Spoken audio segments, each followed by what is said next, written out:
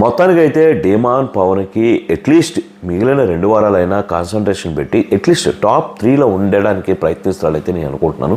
ఇదే elimination Ritu Chowdary elimination గనక ఒక 4 వారాల ముందు జరుగుంటే ఖచ్చితంగా డీమాన్ పవన్ కళ్యాణ్కి టఫ్ ఫైట్ ఇచ్చేవాడు అని చెప్తాను. టికెట్కి ఖచ్చితంగా టాప్ 3లో ఆయన ఉండాల్సిన వ్యక్తి, ఖచ్చితంగా కప్పు కూడా కొట్టగలగ కెపాసిటీ ఉన్నవాడు డీమాన్ పవన్.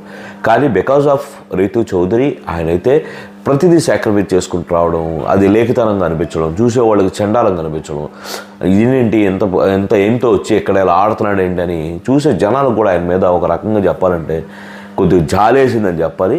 ఇంకా 2 వారాలు అయిపోయింది. ఇంకా ఆకులు ఏదంటారు, చేతులు కాలేక ఆకులు పట్టుకున్న లాభం లేదు. ఇంకా 2 వారాలే ఉంది. ఈ పాటికే ఓటు ఎవరైతే వేశారో వాళ్ళకి అందరికి కూడా పలానా కళ్యాణ్, ఇప్పుడు నేనున్నాను, మొన్నటి వరకు నేను దివ్యాకి వేసేవాడిని, ఇప్పుడు నాకు కూడా ఒక రకంగా చెప్పాలంటే కళ్యాణ్ మీదకి వెళ్ళిపోయింది. అది అలాగా ఒక ఓటు బ్యాంక్ అనేది ఫిక్స్ అయిపోయింది, రెడీ అయిపోయింది చెప్పాలి.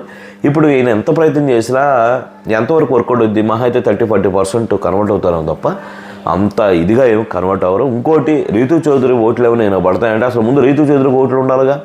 ఏదో అలా సర్వే అవ్వకుండా వచ్చింది తప్ప ఆమెకేం పెద్ద ఆమె చేసిన ఆడిన ఆటకి మాట్లాడే మాటలకి ఎక్కడ పొంతన ఉండదు. ఆడే ఆట ఎంత ఎఫెక్టివ్గా ఆడిందో మనందరూ తెలుసు. కాబట్టి ఆ ఓట్లు డీమాన్ పవన్ పడతాయి అనుకునేది కూడా అవివేకమే అంటాను నేను.